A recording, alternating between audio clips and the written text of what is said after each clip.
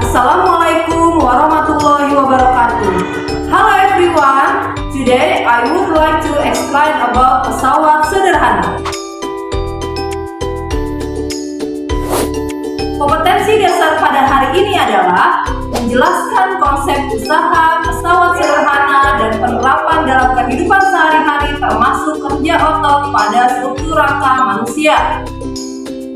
Tujuan pembelajaran kita hari ini adalah yang pertama, siswa mampu mengidentifikasi contoh pesawat sederhana, tuas, bidang miring, dan katrol. Yang kedua, siswa mampu menghitung besarnya gaya kuasa, gaya beban, dan keuntungan mekanis pada pesawat sederhana. Apa itu pesawat sederhana? Apakah pesawat sederhana itu adalah pesawat yang terbuat dari kertas? Kayaknya kurang tepat ya. Ayo kita belajar bareng-bareng mengenai pesawat sederhana. Pesawat sederhana merupakan alat mekanik yang dapat mengubah arah atau besaran dari suatu gaya. Serta manfaat dari pesawat sederhana adalah untuk mempermudah pekerjaan manusia. Ada 3 jenis pesawat sederhana. Yang pertama, tuas atau pengukir. Yang kedua, bidang miring. Dan yang ketiga adalah katrol. Mari kita bahas satu persatu. Yang pertama, tuas atau pengukir. Tuas atau pengukir merupakan salah satu pesawat sederhana yang paling banyak digunakan dalam kehidupan sehari-hari. Contoh alat yang menggunakan tuas atau pengukir antara lain ada gunting, jungkat-jungkit, linggis, pembuka tutup botol, dan lain sebagainya. Mari kita lihat gambar berikut ini. Di sini ada contoh dari tuas atau pengukir, di mana di bagian tengah ada titik tumpu, lalu ada bagian kuasanya, biasa kita sebut dengan F, dan ada bebannya, biasa kita sebut dengan W. Lalu antara beban dan titik tumpu ada lengan beban atau LB. Lalu di antara titik tumpu dengan kuasa ada lengan kuasa atau LK. Lalu bagaimana cara mencari salah satunya? Kita gunakan rumus tuas atau pengukir, yaitu W kali LB sama dengan F dikali LK. Lalu bagaimana untuk menentukan keuntungan mekanisnya? Menggunakan rumus keuntungan mekanis sama dengan W per F atau LK per LB. Jenis tuas atau pengukir dikelompokkan berdasarkan letak titik tumpu, lengan kuasa, dan lengan bebannya, terbagi menjadi 3 jenis. Yang pertama, tuas jenis 1, di mana titik tumpunya berada di bagian tengah. Lalu, tuas jenis 2, di mana gaya bebannya yang berada di tengah, dan tuas jenis ketiga, di mana gaya kuasanya yang ada di tengah.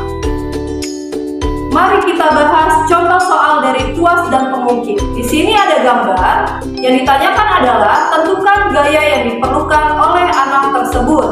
Kita tulis dulu ya yang diketahuinya apa. Yang diketahui W atau bebannya sebesar 360 Newton.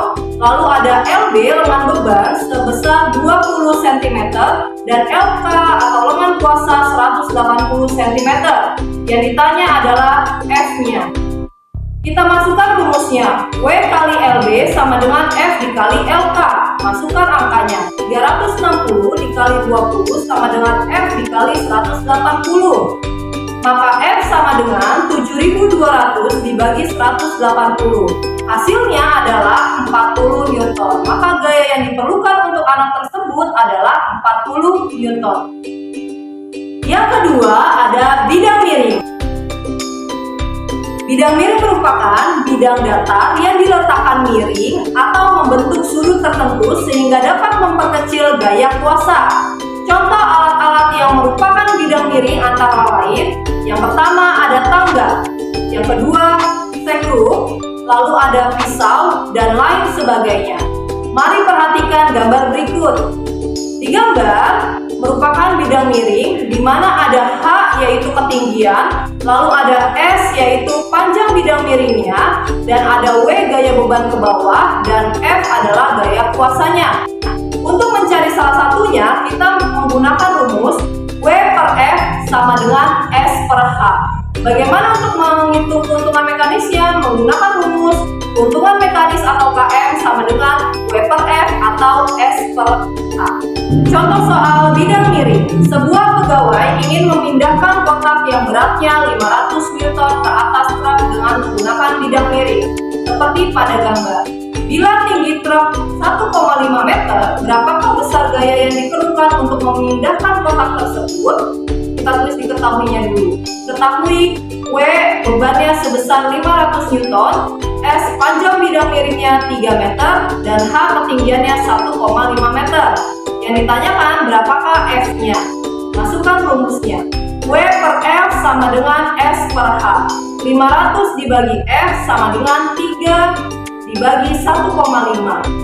Ini menggunakan perkalian silang. 3F sama dengan 500 dikali 1,5. Maka F sama dengan 750 dibagi 3. Maka hasil F sama dengan 250 Newton. Yang ketiga, mengenai katrol. Katrol merupakan pesawat sederhana yang berbentuk roda dan bergerak berputar pada porosnya. Katrol terbagi menjadi 3 jenis. Yang pertama ada katrol tetap, yang kedua ada katrol bergerak, dan yang ketiga ada katrol majemuk. Kita bahas satu persatu. Yang pertama, katrol tetap. Prinsip kerja dari katrol tetap adalah besarnya gaya kuasa sama dengan berat beban. Untuk lengan kuasa sama dengan lengan bebannya. Kita bisa lihat pada gambar.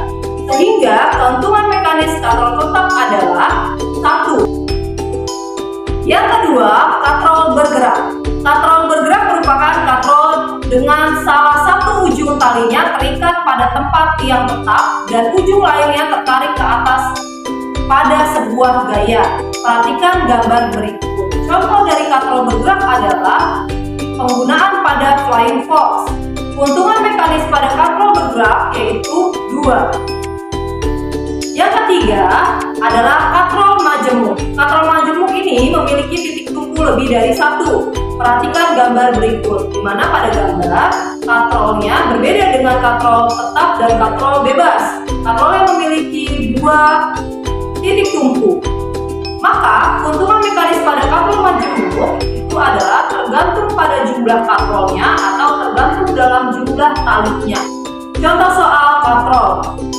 Sistem katrol digunakan pada suatu proyek bangunan seperti pada gambar. Tentukan gaya yang diperlukan untuk menaikkan beban seberat 120 Newton. Jika pada gambar, di sini katrolnya menggunakan katrol majemuk, di mana menggunakan 2 titik tumpu katrol. Kita tulis diketahuinya dulu. Diketahui bebannya sebesar 120 Newton, lalu keuntungan mekanisnya adalah 2. Kenapa 2? Karena menggunakan 2 katrol untuk titik tumpunya. Yang ditanya adalah berapakah F-nya? Kita menggunakan rumus KM sama dengan W per F. Maka F sama dengan W per KM sama dengan 120 dibagi 2. Hasilnya adalah 60 Newton. Oke, sekian pembahasan kali ini. Thank you for your attention. See you in the next meeting. Goodbye. Wassalamualaikum warahmatullahi wabarakatuh.